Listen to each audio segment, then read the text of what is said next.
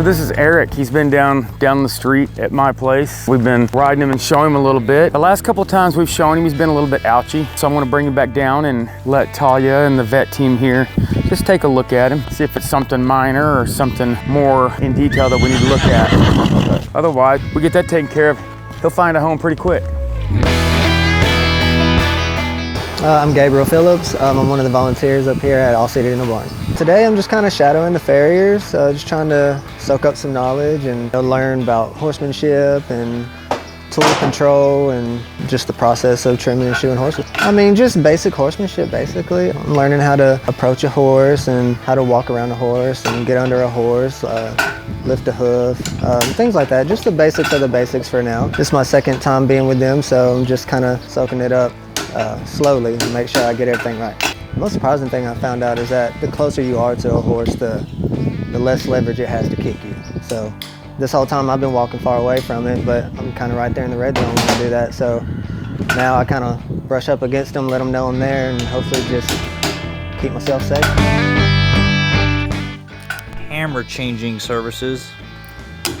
I am trying to fix my hammer because I broke the handle 4 months ago and I taped it and I put it in a water bucket. You're not supposed to do any of that because I'm lazy. And now I've broken my driving hammer. I broke 2 shaping hammers, so now I have to fix 3 of them because I've been putting it off. Now we're gonna go over here and Abe has got some, what am I doing? Now Abe's gonna fix it because he showed up. He's not fighting bulls today. He's fighting hammer handles. Do you realize that's the vibration of this is gonna really destroy something? Ooh, Abe for the win. Shoeing tools can fix anything. You can frame a house, fix your water heater. You can literally do anything with shoeing tools. So now, destroying the inside of my hammer, and actually Walker, JWC Horseshoeing, is really good at this. But he's too busy saving horses' lives to help me. So yeah, that's what I'm doing today. On this Tuesday, we've gotten, I think, 10 horses done so far. Kind of got a little bit of downtime. So I figured, why not fix some stuff that I've been putting off. It's going terrible. There won't be as much depth. There won't be as much sole.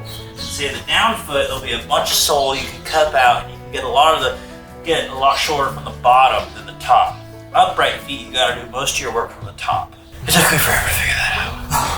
Usually, you gotta mess up a bunch of times to figure that out. Yeah. The best thing I can say for trimming is leave as much as possible. That's all they got to walk on. I try to leave as long as possible without messing something up, like they're not having their balance be off, or say they have some white line issues, or their feet are flicking off, chipping off. Get rid of it. But if it's a good balanced foot, you don't have to take a lot of the foot. Gather it back, like right here on the gap. Rounding it, getting my hoof wall all the same length. So is there like certain types of hoof thicknesses that are weakness? Yeah, so let's say if the horse is laminitic, that bollock, no bollock, right here will be stretched. There'll be a bunch of wall out front, and the sole right here will be really light. That's because the coffin bone's pushing down on the foot. Look at this horse right next to us. Like horses like that, you don't do a lot of work from the bottom. You're doing most of your work from the top. X-rays are great. I can't trim anything from the bottom, but I can dress this toe back straight down. And when I say depth, we're talking about right here. That's depth. So he has no depth. Yeah, so the only thing I'm going to trim off him, look how long his feet are. I mean, it looks long, but he has no sole. So we're going to top dress that foot, and they'll shoe on the back, not taking anything to the bottom because he's already so After a long time of it being so thin, what could possibly go wrong with time? Or is that just when they're thin soled, they'll bruise their coffin bone. They can break off a piece of their coffin bone. They can get inflammation of the coffin bone, and it's just uncomfortable for them to walk. But like Lane's talking about stretch white line, I mean, the coffin bone, it's right here. It's short. I'm going to try to do minimum trimming at the bottom. I am going to this wall back because I want to get it trimmed back. I'm going to move the heels back just slightly. Just take them a little height and I'm getting them back underneath them. This heel's all rolled underneath. Looking at my white line here, how wide it is. Lane's talking about gathering with his rasp. Well, this is so out of balance, so long. I'm going to gather with my nippers. Try to get an even hook wall thickness. Hi, Gabriel. Yeah. Look at this foot right here. See, yeah, see all that depth. Yeah, it's like this a bowl. is from here to here. Yeah, there's a bowl. It's cupped out. Now, if you go look at Walker's foot over here, it's just flat. There's no distance. Yeah, but also if you lay your rasp this way, from the hairline, look at that huge gap. And then by the time I'm done rasping that gap will be gone. It's all top dressing for this guy. So you do want some depth in the What's that? So you do want some depth in the hoof. Oh, no, yeah, we want longevity.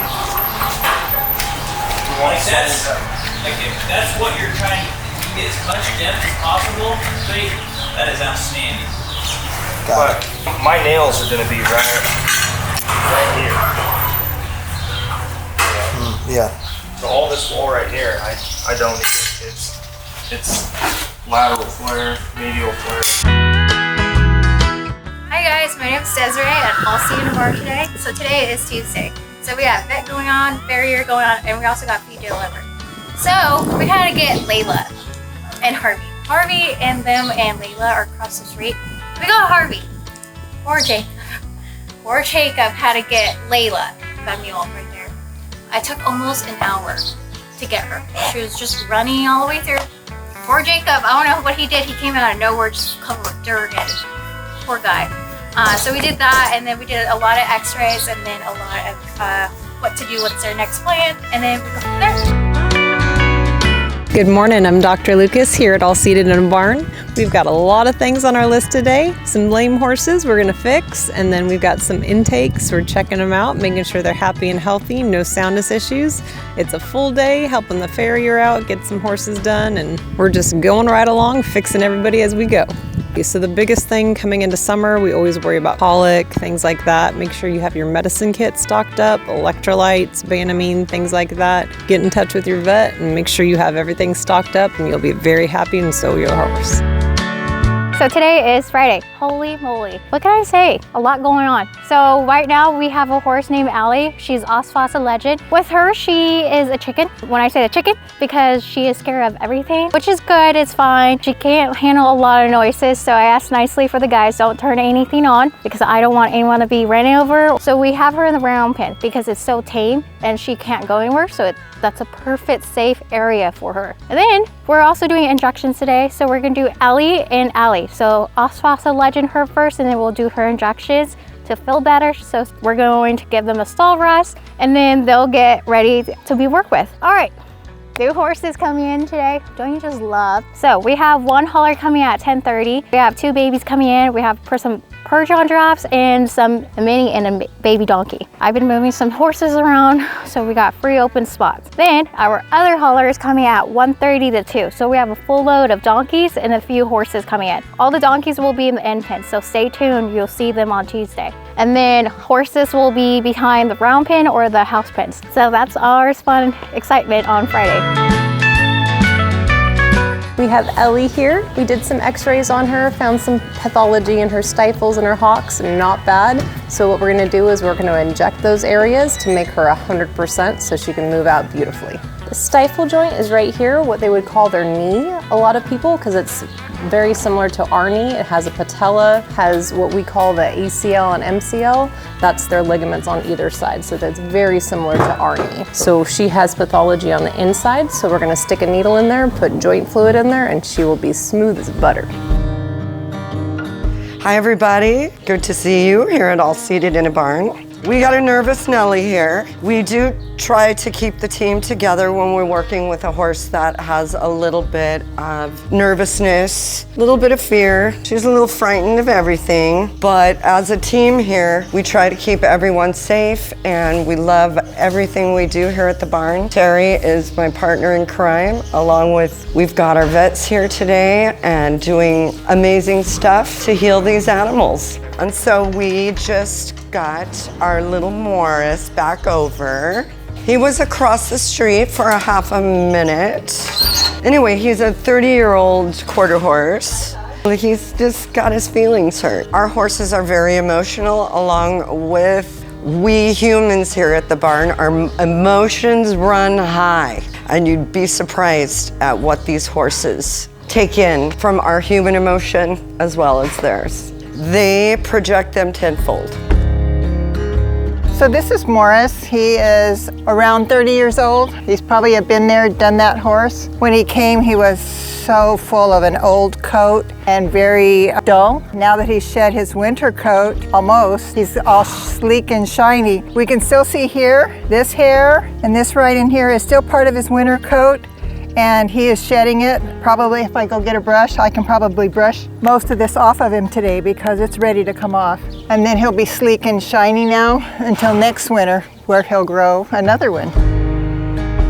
I have Lucy, who is a Percheron draft. So she has summer sores. So summer sores, we get it in the summer. She likes to kick out, and I need Dr. Lucas to see what I could do with her. So we started with a spray called IBH cream, along with DMSO and Evermented. The only thing with her is I could start her with Dorm Gel and Sizing and start working with her and start scrubbing it. The only thing is she likes to kick out. And she has one on her side, and she has one in the forward on her front fetlock. Right now, I'm gonna have Dr. Lucas look at her and see what's the next plan for her.